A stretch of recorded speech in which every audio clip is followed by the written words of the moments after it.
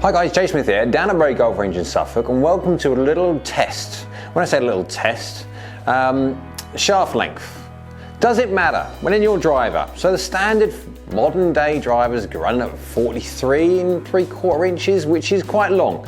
If you go back 10 years, is nowhere near as long as that, and it has crept longer as time goes on. Why? Because generally speaking, manufacturers in this distance game feel like using a massively longer shaft, obviously centrifugally, their head will travel faster. More head speed can mean more ball speed. Simple physics. But does it work? Does it help? Can playing a shorter length shaft in your driver actually make a difference or not? So what I've had to do is I've had to get the head swing weighted with the different shafts. Quite a big difference between these two shafts. Well, 2 1/4 inch shorter. This long one is 45 1/4 inch. This is standard Ping's Tour 65 stiff shaft.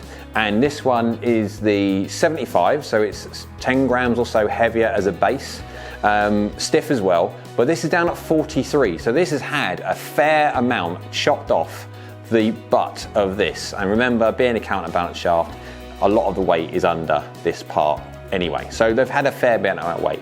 But the swing weights are exactly the same, so before anyone talks about swing weights, there you go. Same head, so we've got the Ping G425, 10.5 degree head, knocked down to, I think it was 9 degrees. Now, I haven't done this test. Reason being, it's pointless me doing it because I don't change regardless of what shaft length you give me. For some reason, I want to swing a head at a certain speed, and you give me a 2-inch short shaft against a normal length shaft, and I will swing them within reason exactly the same. I'm not shaft sensitive, had this conversation, yeah, anyway. So I have got a very willing 15 handicapper to do the test for me.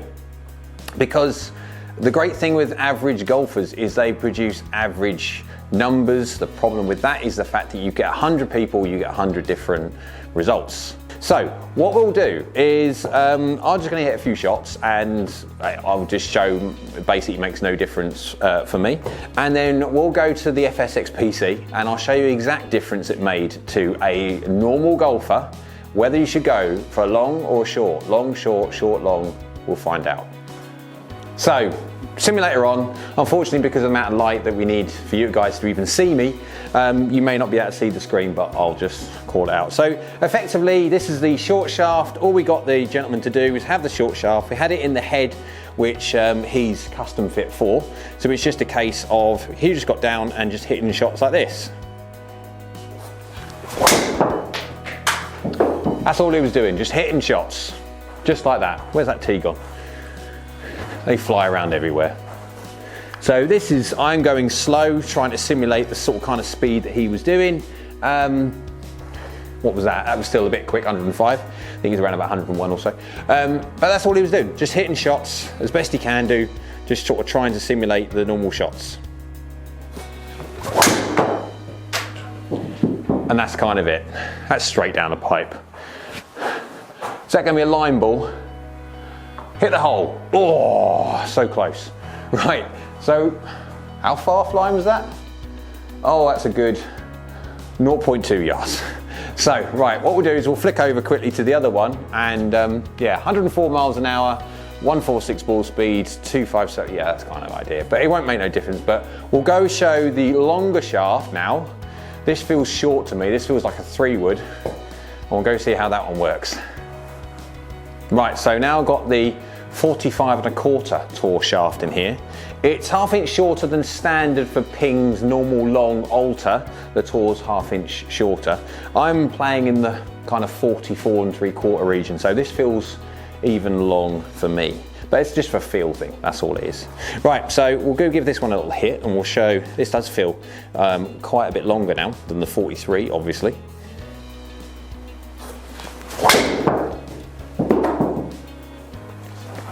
Oh, it's gonna hit that. Oh no. Thought for a second that's gonna be another line ball. Pretty decent though. But, I mean, that's 104 miles an hour again, hasn't changed whatsoever. I'm just trying to basically swing the same effort every single time. This is not my full speed, I'm just trying to, within reason, showcase what the gentleman was doing, trying to hit his normal speed all the time. His speed's about normal, about 10 or so mile an hour slower than me. But being a 15 handicapper, that's still a very, very good speed. Last one.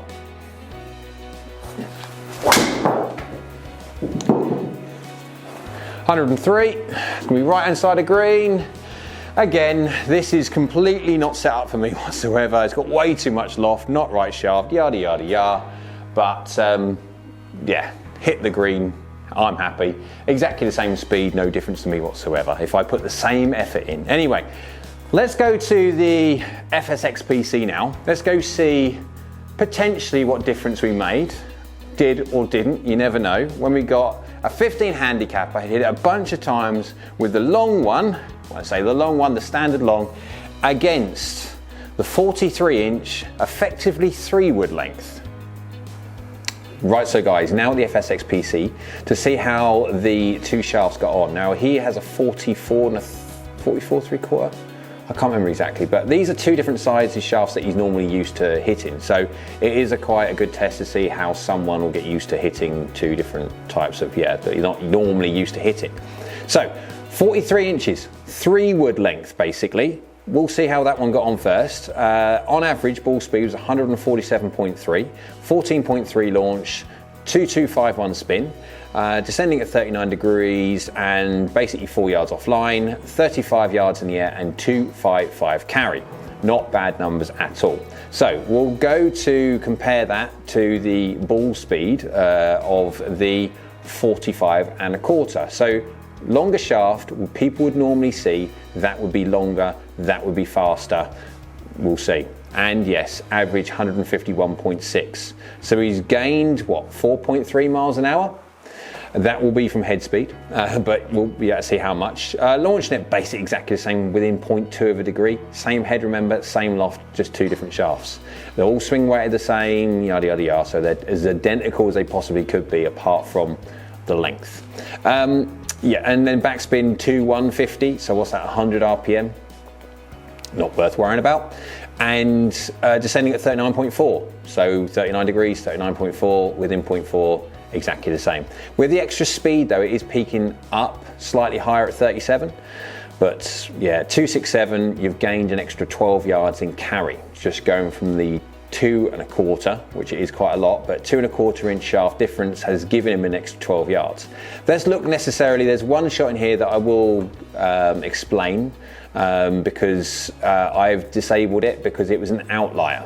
I'll get to that in a sec. If we go by club data, you go from 103.8 when it comes to the 43 inch against 106 when it comes to the 45 1/4. So it's given us an extra, what's that, 2.6, 2.8, some 2.6 miles an hour, which is usable. Efficiency is exactly the same, 1.42 each. Angle of attack's near enough exactly the same, 3.7 to 3.2. No real difference there. Club path, 2.5 across against 1.4. So the slightly longer shaft is going slightly more left, but it's marginal, 1 degree. And then face to path, 0.0 against 0.3. Again, it's very, very close. Dynamic lies, very, very similar. And loft is within 1/2 a degree. The difference comes because obviously he's used to playing a slightly shorter shaft, going to even like the 43. He knew where middle was, 4 mil toe, 2 mil high on average, where the longer shaft at full length is 13 mil toe, 3 mil high. So when we come to the compare screen, I'll show you there. Just by going by the head, you can see by straight away the strikes are slight differences in there, so there's a potential improvement when it comes from learning how to use this, but you can see the improvements. Everything else is within reason, very, very, very similar. It's just purely head speed gained from that and strike. The data on the ball data, you can see the gain. The dispersion rings. Let's have a look at the dispersion rings quickly. You can automatically see that necessarily the light blue, the longer shaft, is longer. You can see that, it's quite clear. There is one shot here though that I took out because it was an outlier. He's hit a load of shots, a massive amount of shots. And he is a left ball flight person. He doesn't really, if anything, have a right shot at all. However, PJ Tour guys, every so often you see them hit a shot and the first thing you do is put their hand out saying 4 right. They, every so often, like everyone else, gets these weird and wonderful shots that you go, what the heck happened there? And if I include that one in there, you can see the dispersion ring automatically go massive. It's much bigger. And you would see that as I can't use that shaft. That shaft's too long, I can't use it. So you have to, when you do this test, you have to make sure you do it in the fairest way possible. And I will not include that in the data set because he didn't hit anything like that on that shaft in the whole entire time he used it. And we are talking, I left him alone to hit. He just kept whacking and whacking and whacking and whacking and whacking until he's starting to get tired. So, and none of them, only one shot went 30 something odd yards right. Everything else was either straight or fractionally left. That's what he normally plays. So the only thing you can do, to be fair, you look at it, you take it as way as an outlier, no different as if you fat or thin one, unless it's a pattern. If it's a pattern, you keep it in. If it's an outlier, there is no point. So on this example, can you play a short length driver? Yes, you can. Are there any benefits for this guy? No. Are there tangible benefits for a longer driver for him? Potentially, yes. He hits his 44 3/4, I think it is. I don't know exactly that's by memory. Well, he's a 15 handicapper. He's in the middle of the group. He's just a decent golfer. He has his off days, he has his good days, of course he does, but then that's what golf does. It beats us up and then obviously rewards us as well. So if I did this test with 100 people, I would get 100 different results. So I can't categorically say, go guys, go out there straight away and buy the longest driver you can't, because that's the worst advice possible. There is a distinct point of diminishing returns going by a 48-inch driver that you see. People don't just automatically get quicker the longer it gets. You have to, I mean, I've got these swing weighted as exact as I possibly could do, and to get everything exact as I possibly could do.